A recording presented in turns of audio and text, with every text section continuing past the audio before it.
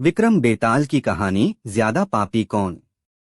बेताल के उड़ने के बाद दोबारा विक्रमादित्य शिंशपा वृक्ष की ओर दौड़े और पेड़ पर उल्टे लटके बेताल को कंधे पर लादकर चल पड़े। इसी बीच एक बार फिर बेताल ने राजा को एक नई कहानी सुनाते हुए कहा। बहुत समय पहले एक भोगवती नाम की नगरी हुआ करती थी। उस नगरी में राज रूपसेन का राज हुआ करता था।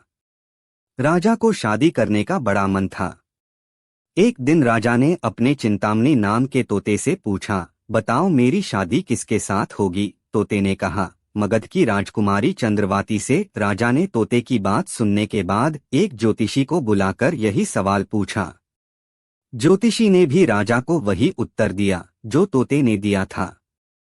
मगध की राजकुमारी को भी अपने होने वाले वर के बारे में जानने का बड़ा मन था।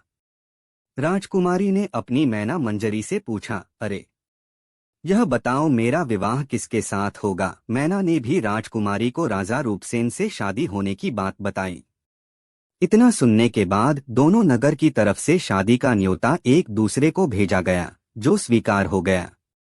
इस तरह राजा रूपसेन और राजकुमारी की शादी हो गई। शादी होने के बाद रानी अपने साथ मैना को भी लेकर आई।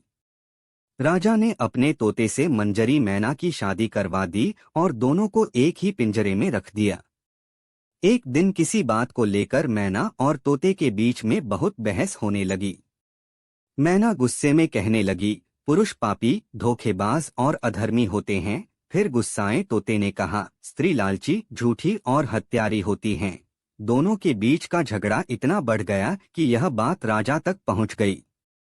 राजा ने दोनों से पूछा, क्या हुआ, तुम दोनों क्यों लड़ रहे हो। मैना ने झट से कह दिया कि महाराज, आदमी बहुत बुरे होते हैं, और फिर सीधे कहानी सुनाने लग गई। सालों पहले इलाहापुर नगरी में महाधन नाम का सेठ रहता था।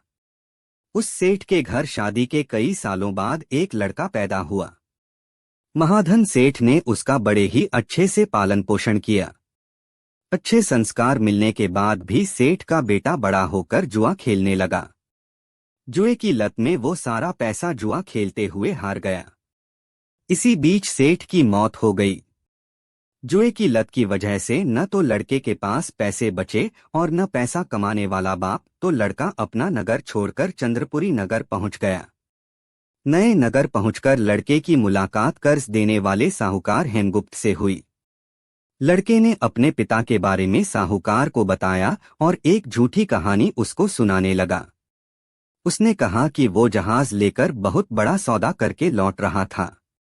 उसी समय समुद्र में इतना तेज तूफान आया कि उसका जहाज वहीं डूब गया और वो बच-बचाकर यहाँ पहुंचा है। इतना सुनते ही साहूकार ने उसे अपने घर में रहने की इजाजत दे दी।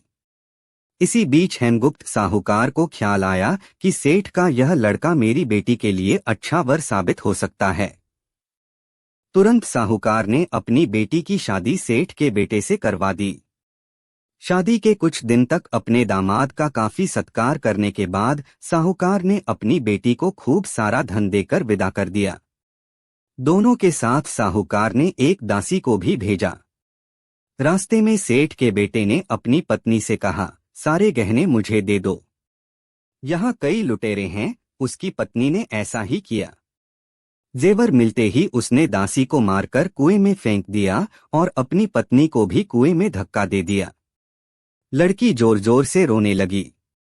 उसकी रोने की आवाज सुनकर एक राहगीर ने महिला को कुएं से निकाला। कुएं से निकलते ही वो अपने पिता के पास चली गई। उसने अपने साहूकार पिता को सच्चाई नहीं बताई। उसने कहा, कुछ लुटेरे ने उन्हें लूट लिया और दासी को मार दिया। साहूकार ने अपनी बेटी को दिलासा देते हुए कहा, चिंता मत करो, तुम्हारा पति जिंदा होगा और वो कभी न भी जरूर लौटकर आ जाएगा। उधर लड़का अपने नगर पहुंचकर दोबारा सारे पैसे और जेवरात जुए में हार जाता है। पैसे खत्म होने के बाद उसकी हालत बहुत बुरी हो गई। इससे परेशान लड़का दोबारा साहूकार के वहां पहुंचते ही उसकी मुलाकात पत्नी से होती है। वो उसे देखकर बहुत खुश होती है और बताती है कि उस दिन जो कुछ भी हुआ उसने अपने पिता को नहीं बताया है। वो उस झूठी कहानी के बारे में अपने पति को बताती है। जैसे ही साहूकार अपने दामाद को घर में देखा तो उसने उसका स्वागत किया। कुछ दिन साहूकार के घर में रहने के बाद एक रात को मौका देखकर सेठ का बेटा अपनी पत्नी को मारकर उसके सारे जेवरात लेकर फरार हो जाता है। यह कहानी बताने के बाद मैना कहती है, महाराज, ये सब होते हुए मैंने खुद अपनी आंखों से देखा है। यही वजह है मैं आदमियों को पापी कहती हूँ। मैना की कहानी सुनने के बाद राजा तोते से कहता है, अब तुम बताओ स्त्रियों को बुरा क्यों कह रहे थे। यह सुनते ही तोता भी कहानी सुनाने लग जाता है।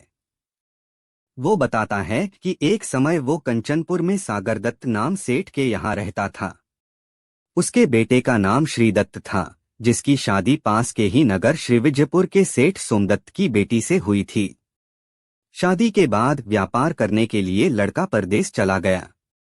उसकी पत्नी जयश्री उसका इंतजार बेताबी से करती थी, लेकिन 12 साल गुजर गए, लेकिन वो परदेश से लौटकर नहीं आया। अपने पति का इंतजार करते हुए एक दिन महिला अपनी छत से एक पुरुष को आते हुए देखती है। वो उसे बेहद पसंद आता है। वो उसे अपनी सहेली के घर बुलाती है। वो उससे बात करती है और उससे रोज अपनी सहेली के घर मिलने को कहती है। अब श्रीदत्त की पत्नी जयश्री उस युवक से रोज मिलने लगी।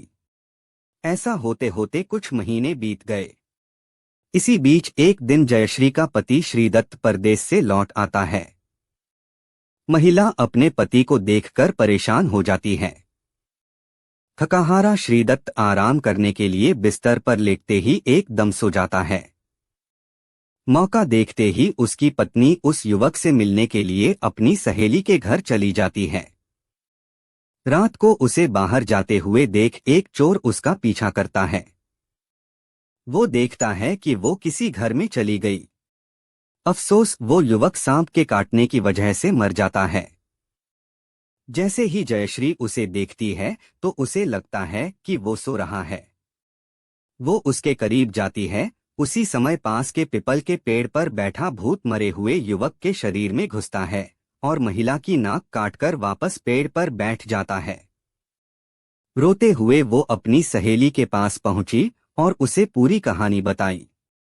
सब कुछ सुनकर उसकी सहेली जयश्री को सलाह देती है कि चुपचाप घर चली जाओ और जोर जोर से रोने लग जाना।